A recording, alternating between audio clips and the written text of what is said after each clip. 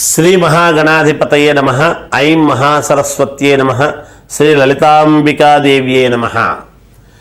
ప్రేక్షక మహాశయులందరికీ కూడా ఆంగ్ల నూతన సంవత్సర శుభాకాంక్షలు తెలియజేస్తూ 2025 జనవరి నుండి డిసెంబర్ 31వ తారీఖు వరకు కూడా, అంటే ఈ సంవత్సరం అంతా కూడా 2025 సంవత్సరం అంతా కూడా 12 రాసుల వాళ్లకు 12 రాసుల వాళ్లకు ఎలా ఉండబోతుంది ఏమిటి అనేటువంటి విషయాన్ని ఇప్పుడు నేను తెలియజేస్తున్నాను. అయితే ఉగాది పండుగ నుండి కదా మనము తెలుసుకోవాల్సింది. ముందే ఎందుకు చెబుతున్నారు అనేటువంటి ఆలోచన అందరికీ రావచ్చు, సహజమే. అయితే మనకు క్యాలెండర్ వాడుతున్నాము కదా, అది కూడా మనకు ప్రామాణికముగా ఒకటి తీసుకుంటున్నాము కదా. జనవరి అనేటప్పటికీ కొత్త సంవత్సరము, సంక్రాంతి పండుగ తర్వాత ఎలా ఉంటుంది ఏమిటి, ఇవన్నీ కూడా ఉండబోతున్నాయి. అందువలన ఈ కొత్త సంవత్సరం అంతా కూడా ఎలా ఉండబోతుంది ఏమిటి, 12 రాసుల వాళ్లకు కూడా ఒకరొకరికి ఎలా ఉండబోతుంది ఏమిటి అనేటువంటిది పరిపూర్ణముగా తెలియజేస్తూ ఉన్నాను. మామూలుగా ఇంకా విశేషమైనటువంటి ఫలితాలు సాధించుకోవాలి, మనకు మేలు జరగాలి అనేటువంటిది ప్రతి వాళ్లకు కూడా ఉంటుంది, సహజమే కదా. అంటే వాళ్ళ వ్యక్తిగతమైనటువంటి జాతకాలను అయితే పరిశీలన చేసుకోవాలి. రాసుల ప్రకారముగా నేను చెప్తాను. చెప్పినప్పుడు ఎవరు ఏ లగ్నములో పుట్టారు ఏమిటి, ఆ లగ్నాన్ని బట్టి మిగతా వాళ్ళ యొక్క జీవితం ఎలా ఉండబోతుంది అనేటువంటి అంశము చూసుకోవాలి. అది నేను ప్రతిసారి తెలియజేస్తున్నాను. ఎందుకు ఆ మాట చెప్తున్నాను అంటే, ఏ లగ్నంలో పుట్టారో చూసుకుంటే కదా తెలిసేది. కాబట్టి రాసులు అందరివి ఒకటే రకంగా ఉండొచ్చు, కానీ కొంతమందికి బాగుంటుంది, కొంతమందికి బాగుండదు. మరి ఈ రాశి వాళ్ళందరికీ బాగుండాలి కదా గురువుగారు, మరి వాళ్ళకి అలా ఉంది మాకు ఇలా ఉంది అనేటువంటి మాట వస్తుంది. అందుకనే వాళ్ళ లగ్నము వేరు, మీ లగ్నము వేరు ఉంటుంది. అందుకోసమని లగ్నము ఏమిటి, ఏం సంగతి అనేటువంటి ఆలోచన కూడా మీరు చూసుకోవాలి.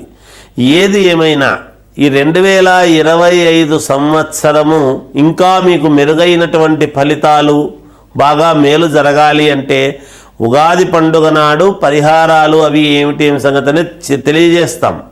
ఇంకా కొన్ని కీలకమైన విషయాలు అప్పుడు చెబుతాం.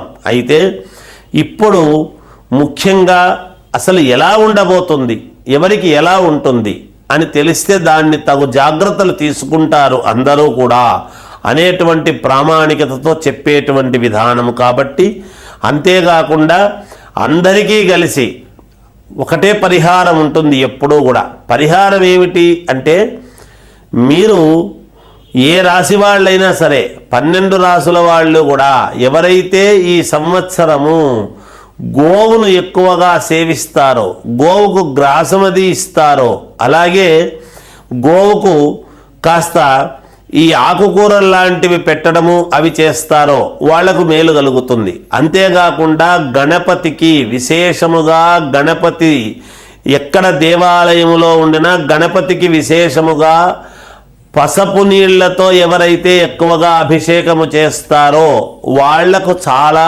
మేలు జరుగుతుంది. అంతేకాకుండా ఆంజనేయ స్వామికి ఎవరైతే ఆంజనేయ స్వామికి ఆకు పూజలు ఎక్కువగా విపరీతముగా చేయిస్తారో వాళ్లకు అత్యంత మేలు జరిగేదానికి ఎక్కువగా అవకాశాలు ఉన్నాయి ఈ సంవత్సరము అని నేను తెలియజేస్తున్నాను. అన్ని రాసుల వాళ్ళు అందరూ కూడా చేసుకోవాల్సినటువంటి పరిహారం ఇది. ఒకరు మాత్రమే అని కాదు, వ్యక్తిగతంగా పరిహారాలు చేసుకోవాలి అనుకునేటువంటి వాళ్ళవి నేను తర్వాత తెలియజేస్తాను. ఉగాది పండుగ నాడు అందరికీ తెలియజేయడం జరుగుతుంది. అంతవరకు ఈ 2025 జనవరి నుండి డిసెంబర్ వరకు ఎలా ఉండబోతుంది అనే దాని గురించి ఇప్పుడు మనము తెలియజేస్తాను, మీరు వినండి. తులారాశి వాళ్లకు ఈ 2025 సంవత్సరం అంతా కూడా జనవరి నుంచి డిసెంబర్ వరకు ఎలా ఉంది అంటే అద్భుతముగా ఉన్నది. గతంలో మీరు చేసినటువంటి శ్రమ వృథా పోలేదు. ఇప్పుడు మళ్ళీ మీ తలుపు తడతాయిగాక, మేమున్నాము అని తలుపు తట్టి మీ ఇంట్లోకి రాబోతున్నాయి అన్నీ కూడా. తులారాశి వాళ్ళ యొక్క శ్రమ కృషి ఫలితము గతములో మీరు చెప్పినటువంటి మీ ఐడియాలజీ కానీ, మీరు చెప్పినటువంటి విధానాలు కానీ, మీరు చేసినటువంటి పనులు కానీ గుర్తుపెట్టుకొని పాత వాళ్ళు కూడా ఎక్కడిక్కడి వాళ్ళు వచ్చి మిమ్మల్ని పలకరించేటువంటి విధముగా ఉండబోతున్నది. అన్ని రంగాల వారికి కూడా యోగదాయకముగా ఉంటున్నది. అప్రయత్నముగా ధనలాభము. గతములో ఎన్నోసార్లు ధనము కోసము మీరు ప్రయత్నాలు చేసి ఉంటారు. అవన్నీ కూడా ఇప్పుడు మీరు ప్రయత్నం చేయకపోయినా ధనము మీ దగ్గరికి వచ్చి తీరుతుంది గాక. భూముల వలన విపరీతముగా కలిసి రావటం, స్త్రీల వలన బాగా కలిసి వచ్చేటువంటి విధముగా ఉంటుంది. వ్యాపారం చేసుకునేటువంటి వాళ్లకు మంచి లాభాలలో వ్యాపారం ఉండబోతున్నది. కొత్త కొత్త వ్యాపారాలు చెయ్యాలి అనేటువంటి దాంతో చేస్తారు. మిమ్మల్ని చూసి అందరూ పాటిస్తారు కూడా. ఉద్యోగంలో ప్రమోషన్లు వస్తాయి. మీరు అనుకున్న చోటికి ట్రాన్స్ఫర్ అవుతారు. డబ్బులు కూడా పెరుగుతాయి గాక, జీతాలు, మంచి మంచి లాభాలు సాధించుకొని తీరుతారు. వివాహము కావాల్సినటువంటి వాళ్లకు వివాహ యోగము, ఇంట్లో శుభకార్యాలు చేస్తారు. సంతానము కూడా మంచి యోగవంతముగా ముందుకు వెళతారు. సంతానము కావాలి అనుకునేటువంటి వాళ్లకు సంతాన యోగం ఉన్నది. కొత్తగా ఉద్యోగము కావాలనుకునేటువంటి వాళ్లకు ఉద్యోగాలు వస్తాయి. కొత్త కొత్త ప్రయత్నాలు చేస్తారు, కొత్త కొత్త ప్రయోగాలు చేస్తారు. అవన్నీ కూడా సఫలీకృతమై మీరు సమాజంలో ఒక ఉన్నతమైనటువంటి వ్యక్తిగా నిలబడిపోతున్నారు గాక. పట్టుదలతో సాధిస్తారు. ఏదైనా కూడా సగములో వదిలేయరు. రాత్రి పగలు ఒక పని మీద శ్రమ మీద కూర్చొని అది పూర్తి చేసుకునేటువంటి తత్వం ఉంటుంది గాక. ఐఏఎస్ ఐపీఎస్ ఆఫీసర్లకు చాలా యోగదాయకముగా ఉన్నది. సినిమా రాజకీయ రంగాలలో ఉండేటువంటి వాళ్ళు, టీవీ సీరియల్స్లో ఉండేటువంటి వాళ్ళు, కళా సేవకులు, కళారాధన ఉండేటువంటి వాళ్లకు విపరీతమైనటువంటి యోగాలు ఉన్నాయి. అంటే మిమ్మల్ని పొగడతలతో ముంచెత్తడము, మీకు ఏదైనా అవార్డులు రావటము, జనాకర్షణ అనేటువంటిది మీకు బాగా కలగబోతున్నది. జనములో మీ పేర్లు విపరీతముగా నానుతాయిగాక.